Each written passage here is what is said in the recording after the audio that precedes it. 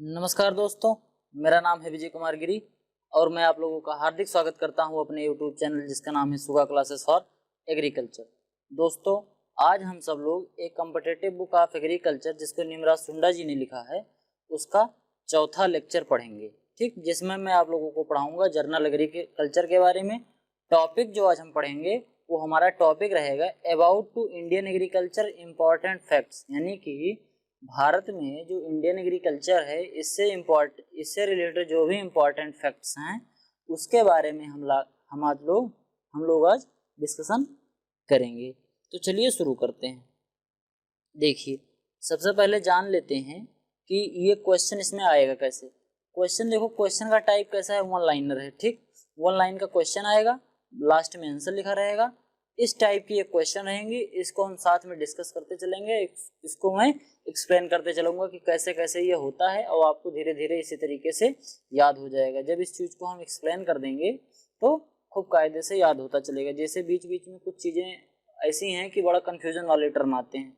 ठीक, जैसे net cultivated area क्या है, ग्रॉस कल्टीवेटेड एरिया क्या है, तो इस टाइप की जो एरिया आता है उसमें कन्फ्यूजन हो जाता है बच्चों को कि इसका मतलब क्या होता है, उसका मतलब क्या होता है। तो ये सब हम पढ़ते चलेंगे और धीरे धीरे इसको समझते चलेंगे कि किसको क्या बोलते हैं। ठीक, तो चलिए शुरू करते हैं। देखो क्या लिखा है, पहला जो लिखा है जियोग्राफिकल एरिया ऑफ इंडिया, मतलब भारत का क्षेत्रफल कितना है। मैप में भारत का क्षेत्रफल कितना है, यानी कि भारत का टोटल बाउंड्री, अगर बाउंड्री की केवल हम बात करें, जैसे मान लो कि ये पूरा भारत है। ठीक, ये भारत है, ऐसा मान लो एक नक्शा है, तो इसके जो बाउंड्री के बीच में जितना पूरा क्षेत्रफल है, पर्वत, पहाड़, पठार, समुद्र, सब कुछ लेके, नदी, ठीक, खेती करने वाली जमीन, सड़क, ओवरऑल जितना भी जमीन है सबको हम अगर लेके बात करते हैं तो वो जियोग्राफी की बात करते हैं। तो टोटल जियोग्राफिकल एरिया भारत का कितना है, 328.74 मिलियन हेक्टेयर।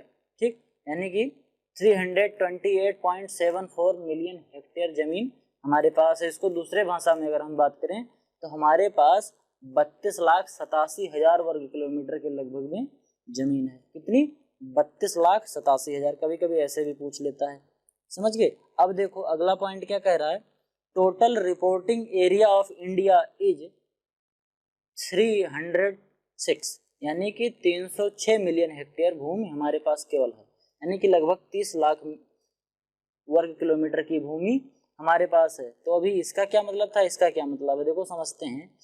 इसका टोटल जो रिपोर्टिंग एरिया है इतना इस समय हमारे पास है।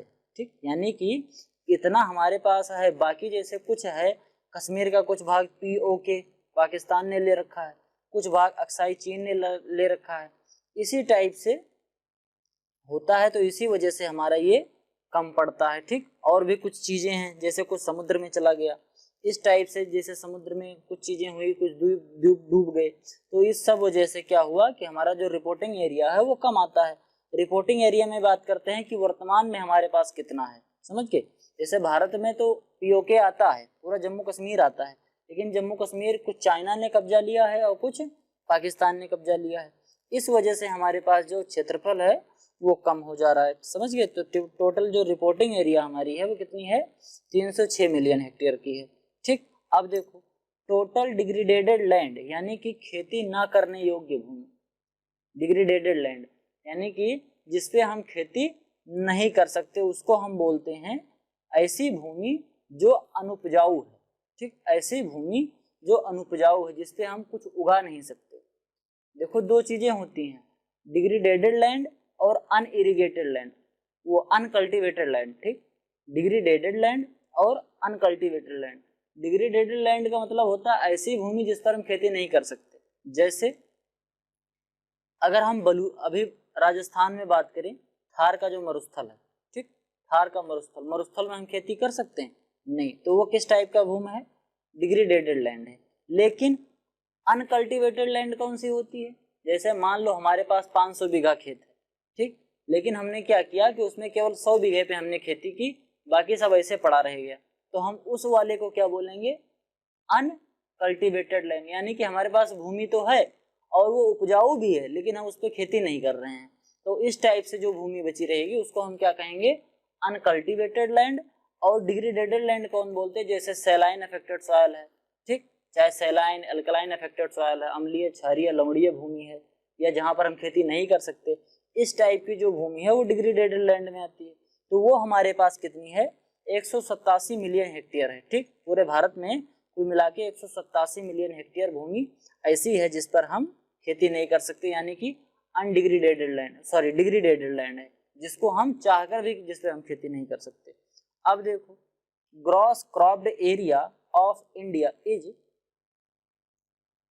193, यानी कि 193 मिलियन हेक्टेयर भूमि है। हमारे पास ग्रॉस क्रॉप्ड एरिया जो है वो 193 मिलियन हेक्टेयर है। अब इसको समझते हैं कि ये ग्रॉस क्रॉप्ड एरिया क्या होता है। देखो समझो, क्रॉप्ड एरिया का मतलब जिस पे हम खेती कर रहे हैं। ठीक, क्रॉप्ड एरिया का मतलब जिस पर हम खेती कर रहे हैं, लेकिन उसी में बीच बीच में कहीं सड़कें निकली हैं, कहीं पर हमने घर बना रखा है, बीच में खेत में ही घर बना लिया, समझ गए, फिर उसी खेत से नहर जा रही है, नाली जा रही है, तो इन सब की वजह से ये कम हो जाता है। तो इसी वजह से हमारे पास जो ग्रॉस क्रॉप्ड एरिया है कुल मिला के, मतलब जिस पे हम खेती कर रहे हैं उसको भी लेके, नहर लेके, किनारे किनारे जो सड़क पे चक्रोट होता है, पगडंडी होती है, उसको लेके, सब कुछ मिला के हमारे पास कितना है क्रॉप्ड एरिया, 193 मिलियन हेक्टेयर भूमि है। ठीक, अब देखो ग्रॉस इरिगेटेड एरिया कौन सी कितनी है, ग्रॉस इरिगेटेड एरिया हमारे पास है 76 मिलियन हेक्टेयर। इसको समझते हैं ग्रॉस इरिगेटेड एरिया का मतलब, ग्रॉस इरिगेटेड का एरिया का मतलब होता है कि जिस पे हम किसी न किसी रूप से हमारे पास इरिगेशन की सुविधा उपलब्ध है, चाहे वो बरसात के माध्यम से हो और चाहे आर्टिफिशियल तरीके से सिंचाई के माध्यम से हो। तो इस टाइप के जो हमारे पास भूमि है, चाहे वो पानी बरसात से हम सींच लें, चाहे नहर से सींच लें, चाहे हम नलकूप से सींच लें, हमारे पास सिंचाई के कोई न कोई साधन है, चाहे नेचुरल साधन हो और चाहे आर्टिफिशियल हमने बनाया हो। तो उस टाइप का एरिया हमारे पास कितना है, 76 मिलियन हेक्टेयर। समझ गए। अब देखो नेट इरिगेटेड एरिया क्या होता है, नेट इरिगेटेड एरिया कि जिस पर हम स्वयं सिंचाई कर रहे हैं, जिस पर हमने नहर बनाई है, जिस एरिया में हम नलकूप लगा के सिंचाई कर रहे हैं, उस टाइप के एरिया को क्या बोलते हैं, नेट इरिगेटेड एरिया। अब इसको देखो ध्यान से समझो, जैसे एक ऐसी जगह है, चेरापूंजी की बात लेते हैं, मेघालय, वहां पर क्या होता है कि हर साल हरदम पानी बरसता रहता है, साल भर पानी बरसता है। ठीक, कुछ कुछ दिन के अंतराल पर, तो वहां पर हमें खेती करने के लिए सिंचाई करने की आवश्यकता नहीं है, क्योंकि वहां नेचुरली सिंचाई हो रही है।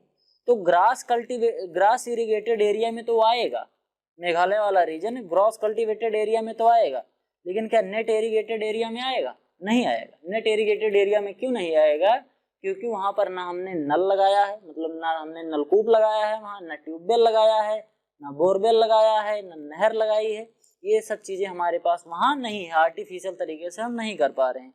इसीलिए जो नेट इरिगेटेड एरिया है वो हमारे पास कितनी है, 57 मिलियन हेक्टेयर भूमि है। ठीक, केवल इतनी।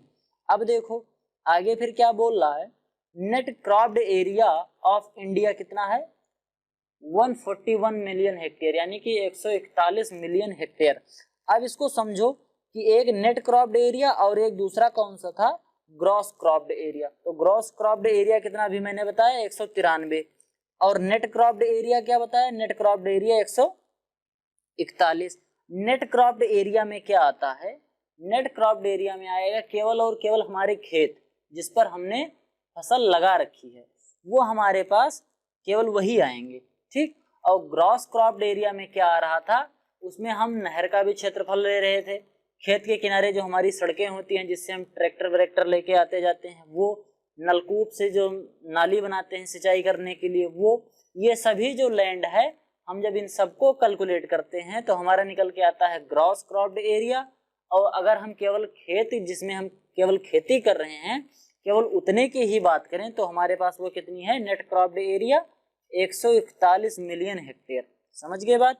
अब देखो क्रॉपिंग इंटेंसिटी ऑफ इंडिया कितना है, 135%, यानी कि 135%। समझते हैं, अगर हमने क्या किया कि साल भर में केवल एक फसल लिया, समझ पा रहे हो, अगर हमने एक खेत में एक फील्ड में, जैसे मान लो इतनी हमारी फील्ड है, इसमें हमने अगर साल भर में एक ही फसल ली, केवल एक फसल, तो हमारा क्रॉपिंग इंटेंसिटी कितनी आएगी? 100% आएगी। अगर हमने इसी एक खेत में एक साल के अंदर 2 फसल ले ली तो हमारी क्रॉपिंग इंटेंसिटी कितनी आएगी? 200% आएगी। समझ गए? अब इसी खेत में अगर हमने एक साल में 3 फसल ले ली तो वो 300% आएगा। समझ पा रहे हो? तो इसी तरीके से भारत की जो टोटल क्रॉपिंग इंटेंसिटी है वो कितनी है? 135%। यानी कि साल भर में एक क्रॉप हम पूरी ले लेते हैं, एक लगभग आधी लेते हैं। ऐसे समझने में थोड़ी दिक्कत हो रही है, जैसे कुछ लोग हैं कहीं कहीं पर है एक साल में 3 फसल ले लेते हैं तो वहाँ 300% हो गया, कहीं पर है साल भर में एक ही फसल लेते हैं तो वहाँ पे 100% है। इसी तरीके से जब हम पूरा एवरेज निकालते हैं तो पूरे भारत का, तो हमारी क्रॉपिंग इंटेंसिटी कितनी निकल के आती है? 135, यानी कि 135%। समझ गए बात? आगे बढ़ें, देखो क्या लिखा है। Forest area of India is 20.4%। देखो ये थोड़ा सा अब इस समय अपडेट हुआ है, इस समय ये 21 हो गया है। ठीक, 21% समथिंग हो गया। समझ गए? 20 से तो कुछ ज्यादा बढ़ा है अब की बार। तो अब जो नया वाला है वो 21 याद कर लेना। ठीक, अब जो हमारे पास टोटल फॉरेस्ट एरिया, जो पूरे भारत में जो जंगल वाला एरिया है, ठीक, जहां पर जंगली पेड़ पौधे हैं, उसकी अगर हम बात करें तो वो हमारे पास कितना है?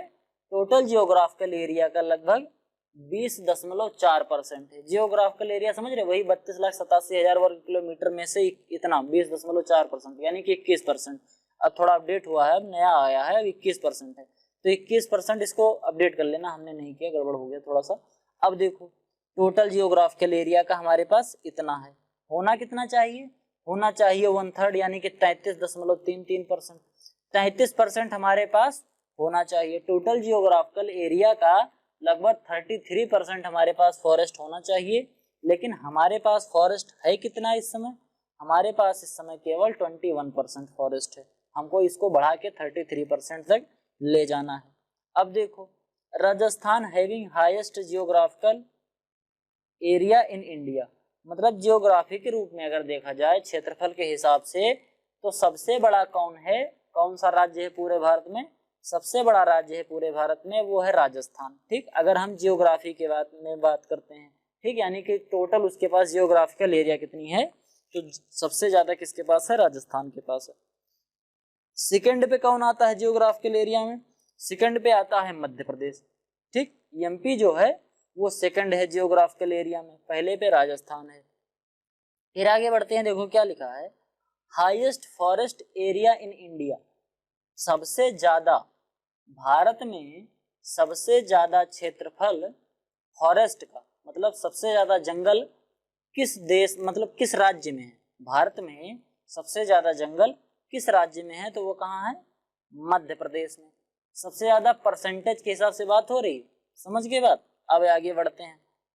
ऐसे मतलब हम एरिया की बात कर रहे हैं, ऐसे नहीं जैसे मान लो गोवा है, जैसे हमारे पास, ऐसे समझो, अभी बात थोड़ा सा समझाते हैं। जैसे हमारे पास मान लो 1 हेक्टेयर भूमि है, 1 हेक्टेयर में हमने क्या लिया? आधे हेक्टेयर में हमने जंगल लगा दिया, तो हम कहेंगे हमारे पास 50% एरिया पर क्या है? फॉरेस्ट है।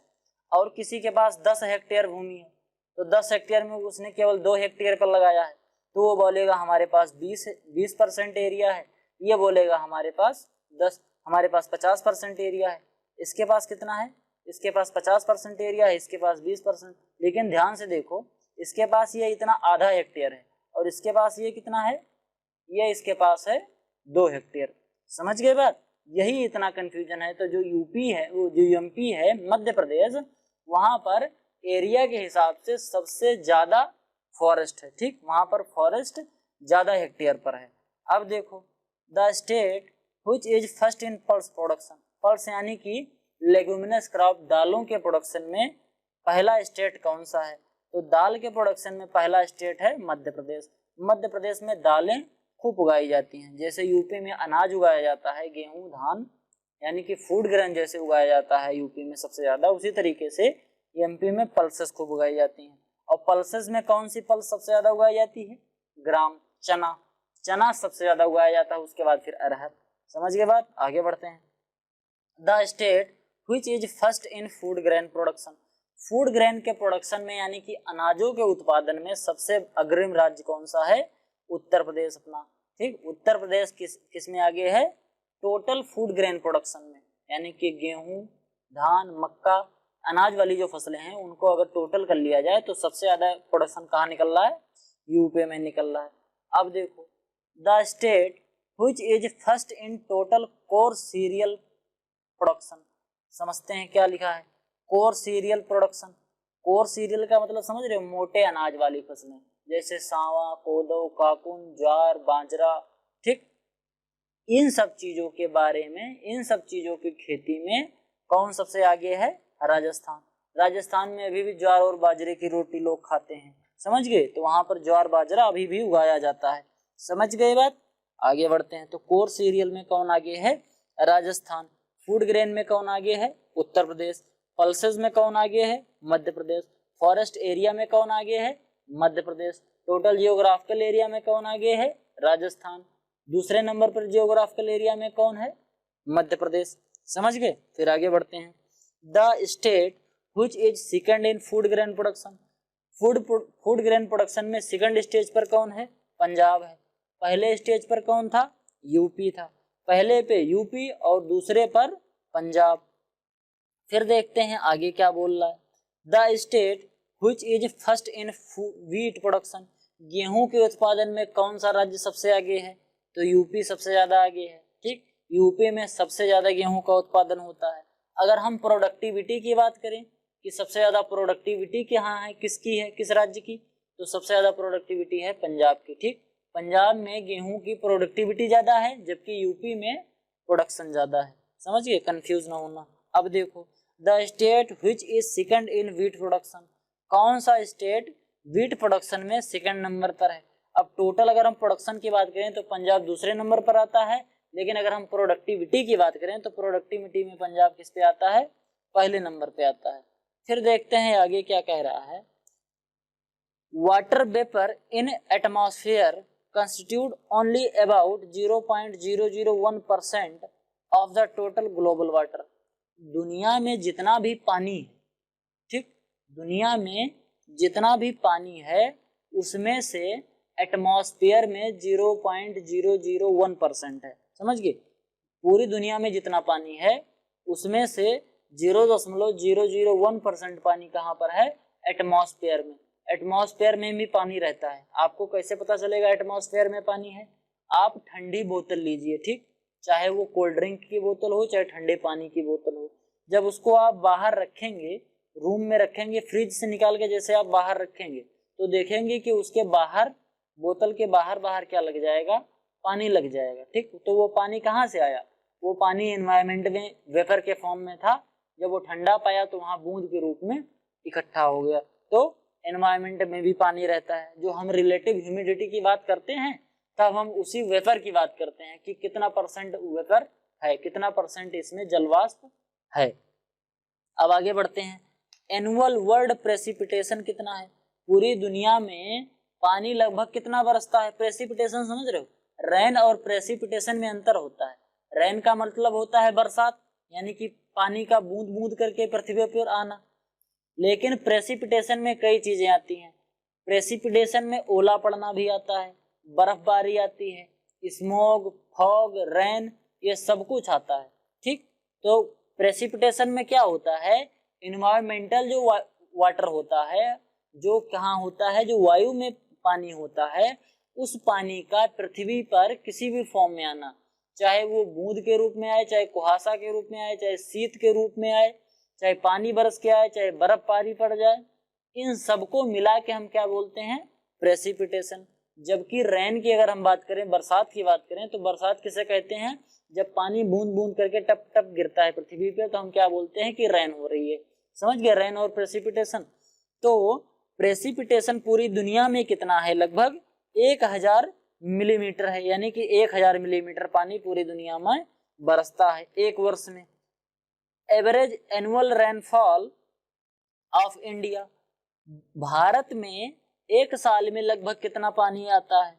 ठीक, रेनफॉल, रेनफॉल का मतलब यही होता है। प्रेसिपिटेशन को ही नॉर्मल भाषा में हम रेनफॉल बोलते हैं। ठीक, प्रेसिपिटेशन थोड़ा टेक्निकल टर्म हो गया, रेनफॉल को हम वही बोलते हैं, बात एक ही है। रेनफॉल कितना होता है भारत में? 1194 मिलीमीटर। पूरी दुनिया से ज्यादा पानी भारत में बरसता है। ठीक, भारत में पानी पूरी दुनिया के एवरेज से अगर देखा जाए, पूरी दुनिया का एवरेज कितना है? 1000 मिलीमीटर पानी बरसने का है, लेकिन भारत में कितना बरसता है? 1194 मिलीमीटर, यानी कि भारत में पानी ज्यादा बरसता है। फिर आगे देखते हैं जनरेटेड रेनफॉल वॉल्यूम। अब भारत में जो इतना पानी बरसता है 1194 मिलीमीटर, इस पानी का वॉल्यूम कितना होता है? अगर हम इस पानी को डब्बे में पैक कर पाए, ठीक, बोतल में भर पाए, तो वो कितना आयतन बनाएगा, यानी कि कितना लीटर बनाएगा, ठीक, वो कितने वॉल्यूम का पानी होगा? तो उसका जो वॉल्यूम होगा 40 million hectare, sorry 400 million hectare metre. अब इसको आप ऐसे समझ सकते हैं कि हमारे पास 400 मिलियन हेक्टेयर की भूमि है। हमारे पास एक ऐसी भूमि है इतनी, जिसको हम मानते हैं कि 400 मिलियन हेक्टेयर है। ठीक, ये कितना है हमारे पास भूमि? 400 मिलियन हेक्टेयर है। अब इसमें अगर 1 मीटर ऊंचाई तक पानी भर जाए, कितनी ऊंचाई तक? 1 मीटर ऊंचाई तक पानी भर जाए, इतने बड़े क्षेत्रफल में अगर 1 मीटर ऊंचाई तक पानी भर जाए, तो उसको हम क्या बोलेंगे? 400 मिलियन हेक्टेयर मीटर। समझ गए? 400 मिलियन हेक्टेयर भूमि पर अगर 1 मीटर ऊंचाई तक पानी भर जाए, पानी अगर सूखे ना, जैसे मान लो हमने इतना कर दिया, इतना बड़ा हमारे पास एक डब्बा है, 400 मिलियन हेक्टेयर मीटर क्षेत्रफल का डब्बा है। अब उस डब्बे में हमने 1 मीटर ऊंचाई तक पानी भर दिया, तो वो कितना हो गया? पानी कुल मिला के 400 मिलियन हेक्टेयर मीटर पानी हो गया। ये पानी हमको कितने से मिलता है?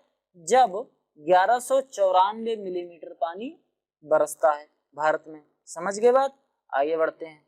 अब देखो maximum area under irrigation is in Ganga basin. जो गंगा का मैदान है, यानी कि गंगा जहां से निकलती है, या उत्तराखंड से देखो ऐसे निकल रही है, ठीक, ऐसे उत्तराखंड से निकल रही है, ऐसे ऐसे करके ऐसे बंगाल होते हुए, और कहाँ जा रही है? आसाम होते हुए, ऐसे ऐसे, सॉरी हाँ, ये ऐसे इलाहाबाद होते हुए कहाँ जा रही है? बंगाल की खाड़ी में जाके गिर रही है, यहाँ गंगा सागर में। तो ये इसके जो किनारे वाला एरिया होता है, यही एरिया, यानी कि थोड़ा सा एरिया बिहार का, यूपी का, थोड़ा सा उत्तराखंड का, ये एरिया जो आता है, इसी एरिया में इरिगेशन की सुविधा सबसे ज्यादा है। ठीक, यानी कि मैक्सिमम जो इरिगेटेड एरिया है वो कहाँ पर है? गंगा का बेसिन है। समझ गए बात? फिर आगे बढ़ते हैं। Optimum forest area required. अभी मैंने बताया था कि हमारे पास इस समय करंट में, जब हम वीडियो रिकॉर्ड कर रहे हैं, तो उस समय भारत में 21% भूमि है, 21% भूमि पर फॉरेस्ट है। भारत में 21% भूमि पर फॉरेस्ट है, लेकिन होना कितना चाहिए? 33%। ठीक, टोटल जियोग्राफिकल एरिया का 1/3%, 1/3 पार्ट क्या होना चाहिए? 1/3 पार्ट फॉरेस्ट होना चाहिए, लेकिन हमारे पास है नहीं, हमारे पास केवल 20% है, 21%। अब देखो maximum area under drip irrigation is in Maharashtra. सबसे ज्यादा अगर हम मैक्सिमम एरिया की बात करें अंडर ड्रिप इरिगेशन, यानी कि ड्रिप इरिगेशन से सबसे ज्यादा सिंचाई कहाँ होती है? तो कहाँ होती है वो? महाराष्ट्र में। यानी कि ड्रिप इरिगेशन के थ्रू महाराष्ट्र में सबसे ज्यादा खेत सींचे जाते हैं। समझ गए? पूरे भारत में ड्रिप इरिगेशन और उतना फेमस नहीं है जितना महाराष्ट्र में फेमस है। समझ गए बात? फिर आगे बढ़ते हैं। देखो highest fertiliser consumption rate include state and union territories. Pondicherry, जो पांडिचेरी एक यूनियन टेरिटरी है भारत की, वहां पर फर्टिलाइजर का कंजम्पशन सबसे ज्यादा है। ठीक, पर हेक्टेयर की हम बात कर रहे हैं। 1 हेक्टेयर में सबसे ज्यादा फर्टिलाइजर कहाँ यूज किया जाता है? तो वो पांडिचेरी में किया जाता है। कितना? 1091 किलोग्राम पर हेक्टेयर, यानी कि 1091 किलोग्राम 1 हेक्टेयर भूमि पर ये फर्टिलाइजर डाल देते हैं। जैसे urea, DAP, potash, phosphorus, zinc, sulphur, जो भी हम फर्टिलाइजर डालते हैं, उनका कुल वजन कितना होता है? लगभग 1091 किलोग्राम ये पर हेक्टेयर में डालते हैं, यानी कि बहुत ज्यादा है ये। अब देखो हाईएस्ट फर्टिलाइजर कंजम्पशन रेट केवल स्टेट में, अगर केवल स्टेट में देखें, राज्य में अगर हम बात करें कि सबसे ज्यादा 1 हेक्टेयर में सबसे ज्यादा फर्टिलाइजर कौन यूज करता है, तो वो कौन है? पंजाब है। पंजाब में सबसे ज्यादा यूज होता है। अगर हम केवल राज्य की बात करें, यूनियन टेरिटरी को छोड़ दो, पंजाब में कितना होता है 212 किलोग्राम पर हेक्टेयर, यानी कि 1 हेक्टेयर पर 212 किलोग्राम फर्टिलाइजर यूज करते हैं। ठीक, अब देखो बात समझो, पांडिचेरी में इतना है, यहाँ पर इतना है, लगभग ऐसे समझो कि लगभग 4 साढ़े 4 गुना का अंतर है। समझ गए बात। फिर आगे बढ़ते हैं, देखो total fertiliser consumption is maximum in, सबसे ज्यादा फर्टिलाइजर यूज करने वाला स्टेट कौन सा है, यूपी। अब देखो पर हेक्टेयर में तो पंजाब ज्यादा है, पर हेक्टेयर फर्टिलाइजर कंज्यूम करने में सबसे आगे पंजाब है, लेकिन अगर हम टोटल की बात करें तो यूपी है। यूपी ज्यादा क्यों कर लेता है, क्योंकि यूपी का एरिया ज्यादा है। समझ गए बात, एरिया ज्यादा रहेगा तो कंजम्पशन भी ज्यादा हो जाएगा। अब आगे बढ़ते हैं, maximum area under irrigation is in Punjab, सबसे ज्यादा अगर मैक्सिमम एरिया हम बात करें इरिगेशन की, इरिगेटेड एरिया सबसे ज्यादा कहाँ है, पंजाब में। पंजाब की लगभग 92 से 93% जो भूमि है वो इरिगेटेड है। ठीक, चाहे वो आर्टिफिशियल इरिगेटेड हो नहर से या नलकूप से, और चाहे वो रेनफॉल से, लेकिन ये इतनी परसेंट एरिया इरिगेटेड है। ठीक, 92.7% एरिया। अब बात एक एडिशनल की कर लेते हैं, एडिशनल चीज एक जान लेते हैं, पंजाब में सिंचाई का सबसे प्रमुख साधन नहर है, नहर के पानी से पंजाब में सबसे ज्यादा सिंचाई होती है। देखो अब कुछ इंपॉर्टेंट फैक्ट्स जान लेते हैं, किसके बारे में, इसी एग्रीकल्चर से जुड़े हुए जो हैं। अब देखो most poisonous pollutant in water, पानी में सबसे ज्यादा जो विषैला पदार्थ होता है वो क्या होता है, आर्सेनिक। आर्सेनिक जो होता है ये सबसे ज्यादा पॉइजनस होता है। ठीक, चाहे वो पौधा हो उसके लिए भी और चाहे वो ह्यूमन बीइंग हो उसके लिए भी, आर्सेनिक सबसे खतरनाक चीज होती है जो दूषित जल में पाई जाती है। अब देखो आगे क्या बोल रहा है, maximum concentration of ozone is found in lower stratosphere. देखो समझते हैं पहले कि जो एटमॉस्फेयर की लेयर होती है, वायुमंडलीय के जो वायु की परतें होती हैं, इसको हम देखते हैं, सबसे नीचे क्या होता है, थर्मोस्फीयर। ठीक, सॉरी, सबसे पहले क्या होता है, ट्रोपोस्फीयर। क्या होता है, ट्रोपोस्फीयर। अभी आगे जो हम मेट्रोलॉजी पढ़ाएंगे तो बता देंगे उसमें खूब डिटेल में। ट्रोपोस्फीयर होता है, ट्रोपो के बाद स्ट्रेटोस्फीयर होता है। ठीक, उसके बाद फिर कौन सा होता है, मीजोस्फीयर होता है। मीजोस्फीयर के बाद फिर क्या होता है, थर्मोस्फीयर होता है। थर्मो के बाद फिर क्या होता है, अंतिम में एक एक्सोस्फीयर आता है। समझ गए बात, सबसे नीचे कौन सा है, ट्रोपोस्फीयर, उसके ऊपर क्या है, स्ट्रेटोस्फीयर, फिर मीजोस्फीयर, फिर थर्मोस्फीयर और फिर एक्सोस्फीयर। तो जो ओजोन की हमारी जो परत है ओजोन की, ये ओजोन की परत कहाँ पाई जाती है, लोअर स्ट्रेटोस्फीयर में। जैसे मान लो कि यहाँ नीचे क्या है, ये ट्रोपोस्फीयर है, इतना स्ट्रेटोस्फीयर है, इतना मीजोस्फीयर है, फिर इतना थर्मोस्फीयर और ऊपर एक्सोस्फीयर। तो इतना जो वाला पार्ट है, ये वाला पार्ट जो स्ट्रेटोस्फीयर का है, उसमें जो ये सबसे नीचे वाला पार्ट है, यहाँ यहीं पर ओजोन की परत पाई जाती है। यानी कि थर्मोस्फीयर से तुरंत ऊपर, जहाँ थर्मोस्फीयर खत्म होता है वहीं से ओजोन लेयर शुरू होती है। ठीक, तो लगभग 1.5 से 2 किलोमीटर मोटी परत होती है किसकी, ओजोन की। उसके बाद फिर हमारा स्ट्रेटोस्फीयर का ऊपरी वाला पार्ट फिर और शुरू होता है। फिर देखो forest conservation act was made in India in the year 1980। 1980 में फॉरेस्ट का कंजर्वेशन एक्ट पास किया गया था कि भारत में जो भी फॉरेस्ट एरिया है उनको सुरक्षित रखा जाए, उनको कंजर्व किया जाए। ठीक, ऐसे नहीं कि डिग्रेडेशन करके, उसके डिफॉरेस्टेशन करके काट रहे हो, पेड़ काट रहे हो, काट काट के खेती कर रहे हो, पेड़ काटे जा रहे हैं और हमारे फॉरेस्ट एरिया खत्म होता जा रहा है। तो उसको रोकने का जो फॉरेस्ट कंजर्वेशन एक्ट आया था वो कब आया था, 1980 में आया था।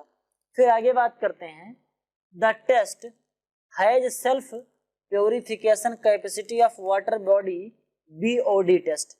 देखो क्या कह रहा है कि जो self purification of water body होती है, बात करते हैं, देखो अभी समझो कि पानी है, जैसे मान लो ये पानी है, अब हमको ये पता है कि पानी के अंदर कुछ ना कुछ पार्टिकुलेट मैटर कुछ ना कुछ दूषित चीजें पाई जाती हैं, ठीक, चाहे वो ऑर्गेनिक वेस्ट हो चाहे इनऑर्गेनिक वेस्ट हो।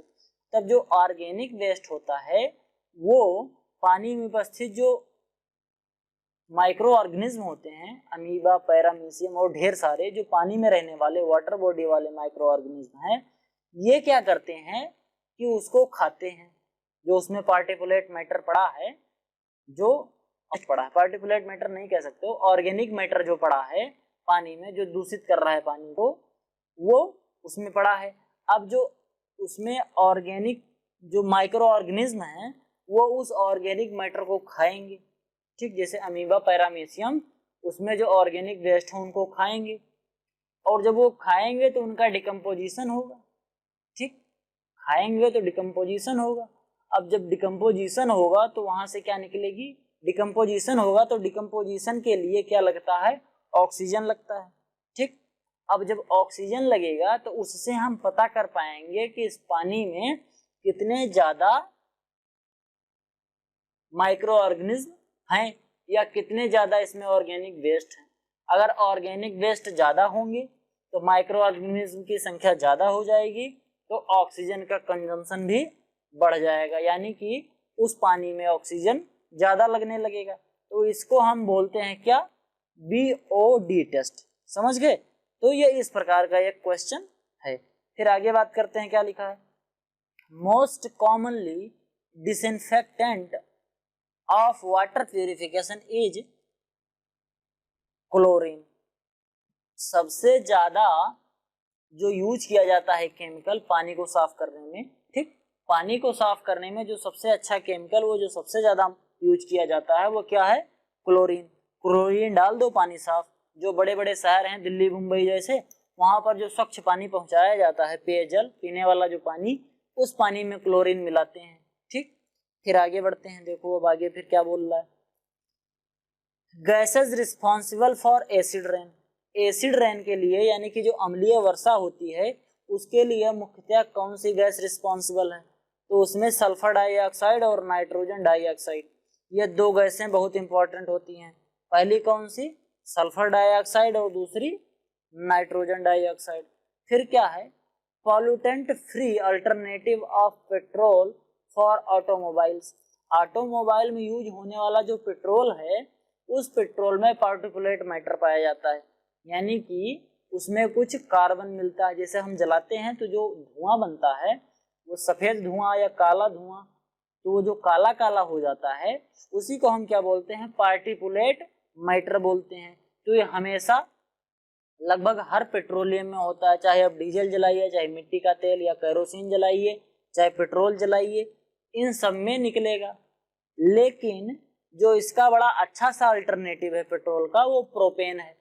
प्रोपेन जब आप जलाते हैं तो उसमें पार्टिकुलेट मैटर नहीं निकलता है। आप ऐसे याद कर सकते हैं कि जो खाना बनाने वाली गैस होती है, इसमें ब्यूटेन और प्रोपेन मिलाया रहता है। जब ये जलता है तो ना इससे धुआं निकलता है और ना ही ये बर्तन को काला करता है। समझ गए बात? यानी कि इसमें पार्टिकुलेट मैटर नहीं होता है। ये बहुत ही अच्छा अल्टरनेटिव है पेट्रोल का। समझ गए? क्योंकि पेट्रोल जब जलता है तो इससे धुआं निकलता है, और जब प्रोपेन जलता है तो इसमें धुआं नहीं निकलता है। अब देखो, the gas responsible for Bhopal gas tragedy, ये कब हुआ था? 1984 में।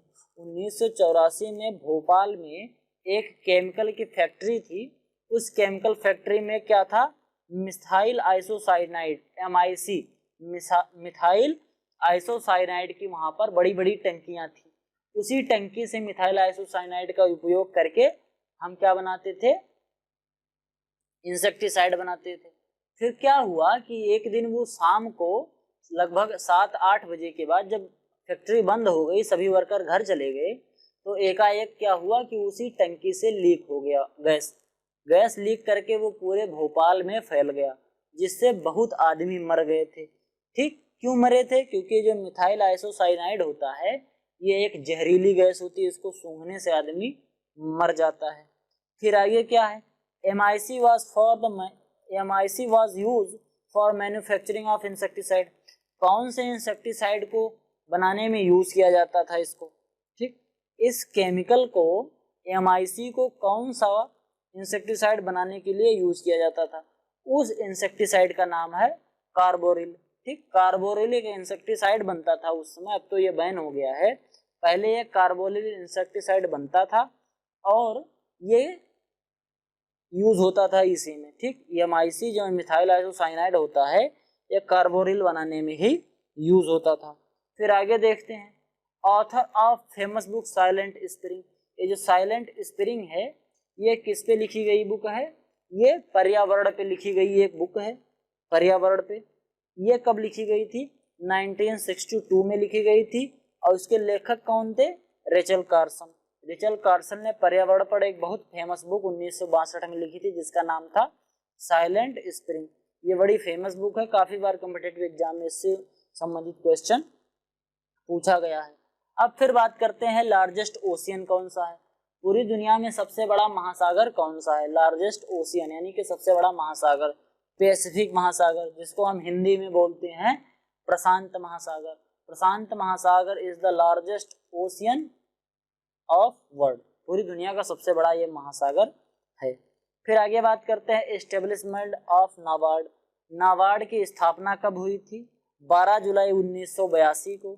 इससे पहले भी जो मैं पहले लेक्चर लिया हूँ उसमें भी ये क्वेश्चन एक बार आ चुका है, तब मैंने खूब डिटेल में बताया था कि कैसे कैसे इसकी स्थापना हुई है। अगर आपने ना देखा हो तो आप जरूर जाएं, जरूर देखें।